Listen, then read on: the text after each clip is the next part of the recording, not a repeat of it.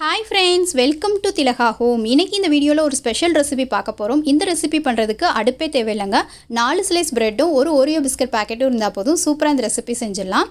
வாங்க இது எப்படி பண்றதுன்னு பார்க்கலாம். ஃபர்ஸ்ட் வந்து பிஸ்கட் பாக்கெட் ஓபன் பண்ணிட்டு அந்த ஒவ்வொரு பிஸ்கட்லயும் நடுவுல இருக்கிற க்ரீம் தனியா, பிஸ்கட் தனியா தனித்தனியா செப்பரேட் பண்ணிக்கலாம். க்ரீமை வந்து இந்த மாதிரி கை வச்சு நீங்க எடுத்தீங்கனாலே அழகா உங்களுக்கு எடுக்க வரும். இப்போ க்ரீம் தனியா, பிஸ்கட் தனியா செப்பரேட் பண்ணியாச்சு. ஃபர்ஸ்ட் வந்து நம்ம பிஸ்கட்டை வந்து மிக்ஸி ஜார்ல சேர்த்து நல்லா ஃபைன் பவுடரா அரைச்சிக்கலாம். இந்த அளவுக்கு நல்லா பவுடர் பண்ணதுக்கப்புறமா இதில் இப்போ வந்து பால் சேர்க்க போகிறேன். பால் வந்து பார்த்திங்கன்னா அரை கப் அளவுக்கு எடுத்திருக்கேன். இந்த அரை கப் பால் வந்து காய்ச்சின பால் காய்ச்சி ரூம் டெம்பரேச்சருக்கு ஆற வச்சு எடுத்து வச்சுருக்கேன்.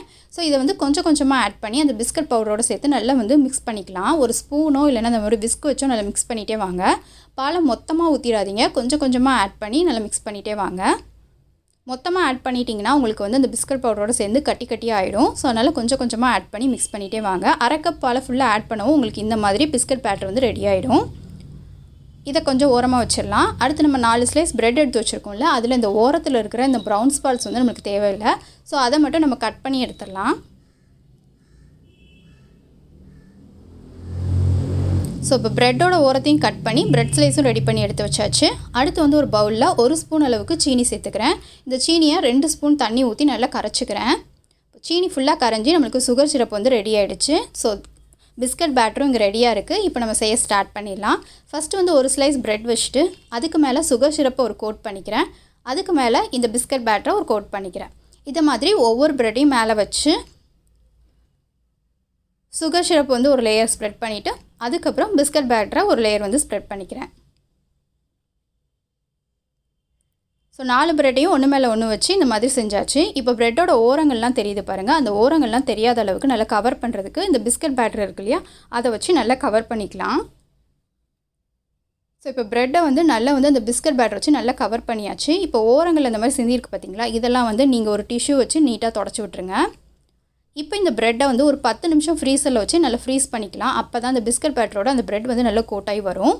அதுக்குள்ளே வந்து நம்ம க்ரீமி ரெடி பண்ணிக்கலாம். அதுக்கு வந்து ஃபஸ்ட்டு வந்து நான் 4 ஸ்லைஸ் அந்த பிஸ்கட் நடுவில் அந்த க்ரீம் இருந்துச்சு இல்லையா, அதை ஒன்று மேலே ஒன்று வச்சுட்டு ஒரு ஓரத்துலேருந்து அப்படியே நான் ரோல் பண்ணிகிட்டே வந்தேன் அப்படின்னா அழகாக எனக்கு ஒரு ரோஸ் மாதிரி ஃபார்ம் ஆயிடுச்சு. ஸோ 4 க்ரீமை இந்த மாதிரி யூஸ் பண்ணிவிட்டு ரிமைனிங் க்ரீமை ஒரு பவுலில் வந்து சேர்த்துக்க போகிறேன். சேர்த்துட்டு இதில் சுகர் பவுடரும் மில்க்கும் சேர்த்து இதை நல்லா அடித்து விட்டு ஒரு க்ரீம் மாதிரி கொண்டு வர போகிறேன்.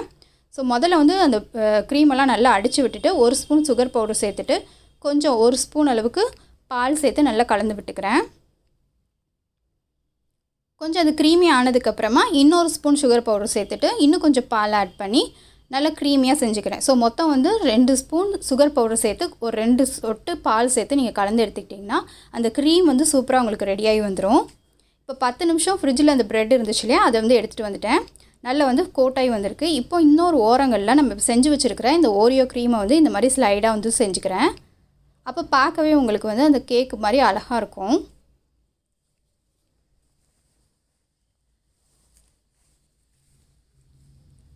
ஸோ இந்த மாதிரி ஸ்லாண்டிங்காக அந்த ஓரியோ க்ரீமை ஆட் பண்ணிவிட்டு இந்த சைடு கார்னரில் நம்ம செஞ்சுருக்கோம்ல அந்த க்ரீமை வச்சு யூஸ் பண்ணி ரோஸ் அதை வந்து வச்சிடுறேன். சூப்பராக ப்ரெட் கேக் வந்து ரெடி ஆகிடுச்சு. இப்போ இது இன்னொரு 10 நிமிஷம் ஃப்ரீசரில் வச்சு எடுத்துட்டேன் அப்படின்னா சூப்பரான ஓரியோ ப்ரெட் கேக் வந்து ரெடிங்க. அடுப்போ ஓவனோ எதுவுமே இல்லை, சூப்பராக நம்மளுக்கு ப்ரெட் கேக் ரெடி ஆகிடுச்சு. ஸோ நம்மளுக்கு வந்து ஃபாதர்ஸ் டே இல்லை மதர்ஸ் டே இல்லை ஏதாவது ஒருத்தவங்களுக்கு ஸ்பெஷலான கிஃப்ட் பண்ணணும் அவங்களோட பர்த்டே அப்போ அப்படின்னா இந்த மாதிரி நீங்கள் செஞ்சு கட் பண்ணிங்கன்னா ரொம்பவே நல்லாயிருக்கும். இது டேஸ்ட் வைஸும் சூப்பராக இருக்கும். பாருங்கள், உங்களுக்கு நான் கட் பண்ணி காட்டுறேன். சூப்பராக எம்மியாக வந்திருக்கு பாருங்கள். நீங்களும் இதை மாதிரி ட்ரை பண்ணி பாருங்கள். அடுப்பே இல்லாமல் 10 நிமிஷத்தில் சூப்பராக நம்ம செஞ்சிடலாம். பிடிச்சிருந்துச்சுன்னா லைக் பண்ணுங்கள். இந்த வீடியோ உங்களுக்கு பிடிச்சிருந்துச்சின்னா மறக்காமல் ஒரு லைக் கொடுங்க. அண்ட் திலகா ஹோம் சேனலை மறக்காமல் சப்ஸ்கிரைப் பண்ணிவிட்டு பக்கத்தில் இருக்கிற பெல்லையும் கிளிக் பண்ணிவிடுங்க. பாய் பாய்.